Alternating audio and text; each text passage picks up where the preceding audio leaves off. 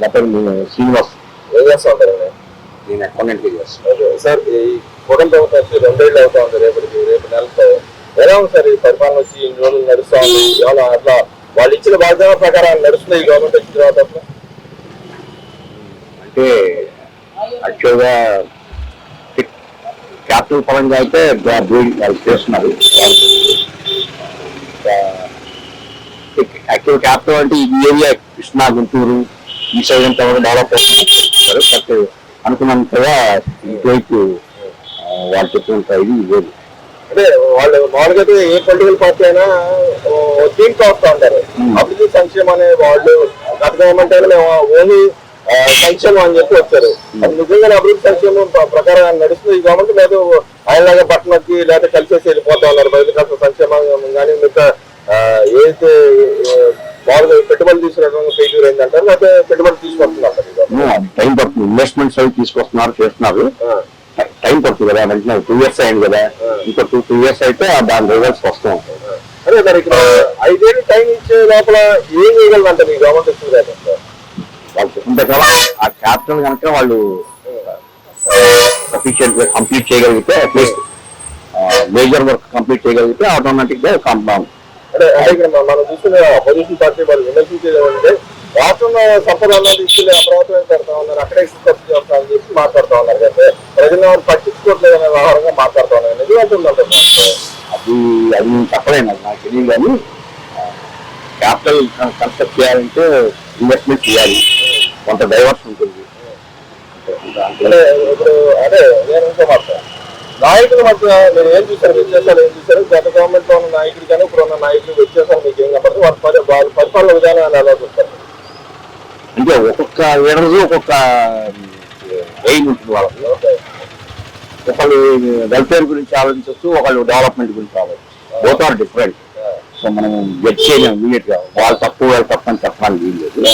So ఇప్పుడు ఎక్కువ most of the people capital requirement ఉంది కాబట్టి ఎక్కువ మంది దాని గురించి వీళ్ళు సెలెక్ట్ చేస్తున్నారు. కాబట్టి ఈ క్యాపిటల్ పరంగా వీళ్ళు జస్టిఫై చేయగలిగితే గుడ్. అంటే మన కేంద్ర రాష్ట్ర గవర్నమెంట్ మధ్య సత్సంబంధాలు ఎలా ఉన్నాయంటారు? మన రాష్ట్రం కావాల్సి వీళ్ళు తీసుకురాగలుగుతుంది గవర్నమెంట్ వచ్చిన తర్వాత? అంటే మామూలుగా కొన్ని మన సత్సంబంధాలు ఇలాంటి వేసిన తర్వాత మనకి రిటర్న్ రావాల్సి ఉంటాయి, పెట్టుబడులు తీసుకురావాల్సి ఉంటాయి, ప్లస్ గవర్నమెంట్ సెంట్రల్ గవర్నమెంట్ ఇవ్వాల్సిన డబ్బులు ఉంటాయి. కొన్ని అవి తీసుకురావడం ఈ గవర్నమెంట్ అంత సక్సెస్ సాధించిందంటారా? లేకపోతే చేస్తున్నారు? ఓవర్ నైట్ కనబడదు మీకు డెవలప్మెంట్, విల్ టేక్ టైం. ఈ పేరయ్యా అప్పారావు అండి. ఏం చేస్తా ఉంటావు? నేను రిక్షా బండి వెళ్తా ఉంటావు. మరేంటి నీకు ఏమైనా మరి పనులు జరుగుతున్నాయా? రిక్షా మనుషులు ఎక్కుతున్నారా, ఎక్కట్లేదా? అయ్యా కిరాయిలు లేవు, ఎండాకంటే లేకపోతే మేము బతకలు. మరేంది ఇది అన్న కంటే నెట్ ఉంది, ఎలా పెడతాను? నిజంగా 5 రూపాయలకి వస్తుందా? 5 రూపాయలకి పెడుతున్నారు. 5 రూపాయలకి ఏం దొరుకుతుంది? బయట టీయే దొరకట్లా. టీ తాగాలంటే 10 రూపాయలు అవుతుంది టీ. ఇప్పుడు నా పుట్టిన పరిస్థితి ఏంటి? నాకు ఇప్పుడు ఆధార్ కార్డు లేదు, ఏమీ లేదు. ఏమి లేకుండా బెకార్లా బతుకుతున్నారు రోడ్డు మీద, ఎవరు లేరు. పెన్షన్ ఇవ్వట్లేదా గవర్నమెంట్? లేదండి, నాకు ఏమి ఆధారాలు లేవు, నేను పెట్టుకోలేదు. నాకు 66 ఏళ్ళు ఇప్పుడు. మరి పెట్టుకుంటే ఇస్తా అని చెబుతుంది గవర్నమెంట్. మరి పెట్టుకుంటాను. రేపు జూన్ నెలలో కొత్త పింఛన్లు ఇస్తామంటున్నారు. రేపు జూన్ నెలలో కొత్త కార్డులు పెడతామంటున్నారు, కానీ నాకు ఏది ఆధారం లేదు. మరి ఆధార్ కార్డుకి అప్లై చేసుకోవచ్చు. అప్లై చేయాలంటే నాకు ఎవరు సహకరించట్లే. అంటే నువ్వు ఇంటికి రెంట్ ఉన్న దగ్గర తీసుకొని పెట్టుకోవచ్చు కదా. ఇప్పుడు రూమ్ రెంట్ కరెంట్ బిల్ తెస్తే సరిపోద్దండి.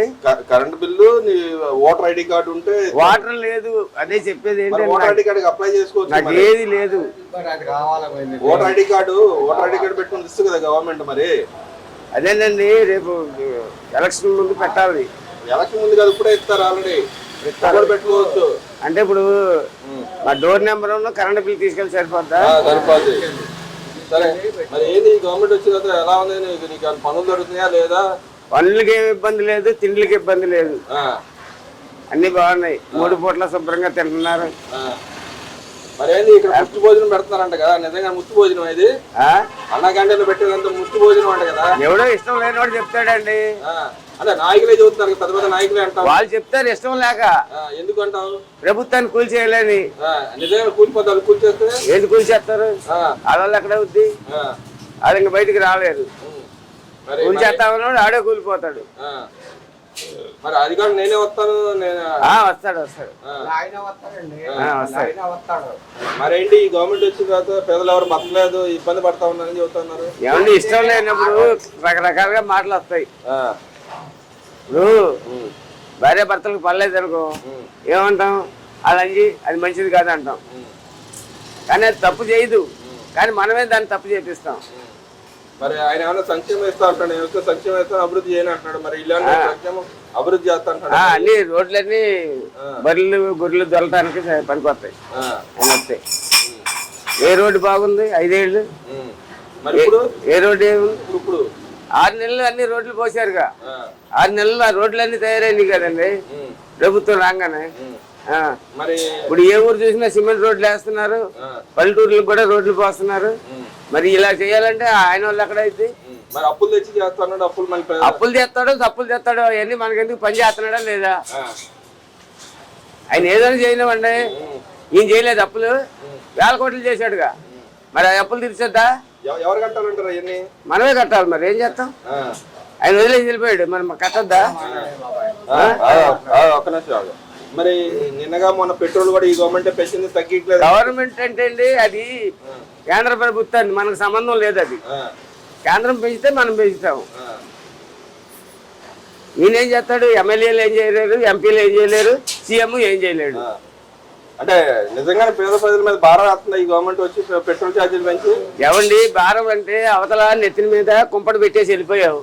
ఆ కుంపడి చల్లారాలంటే కొద్దిగా నీళ్ళు చల్లుకుంటే కదా చల్లారుతుంది. కొద్దిగా నీళ్ళు చల్లితేనే కదా కుంపడి చల్లారుతుంది.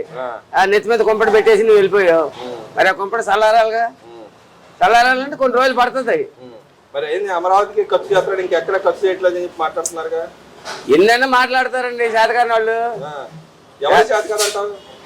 నువ్వు చేతకానోడు ఏదైనా మాట్లాడతాడు. ఎన్ని తెలిసినోడు కానీ చెప్పొచ్చు, ఏది తెలియనోడు కానీ చెప్పొచ్చు. మధ్యవర్తిగా ఉన్నవాడికి ఎవడో చెప్పలేడు. అంతేనా? మరి ఈ రోజు చంద్రబాబు నాయుడు అందరి దగ్గరికి వెళ్తా ఉన్నాడు, ఇంటింటికి వెళ్తున్నాడు, ఇంట్లో వాళ్ళతో పాటు ఇంటింటికి పోతా ఉన్నాడు. దాన్ని ఎలా చూడుతుంటావు? మరి నిజంగానే ముఖ్యమంత్రి నాయుడు ఇంటింటికి తిరుగుతున్నాడో తిరగట్లేదు అంటావా? తిరగద్దా? 76 సంవత్సరాలు. మరేంటి గవర్నమెంట్ పరిపాలన వస్తుందంటే ఓవరాల్ గా? గెలిపించారు మరి. ఒక నిమిషం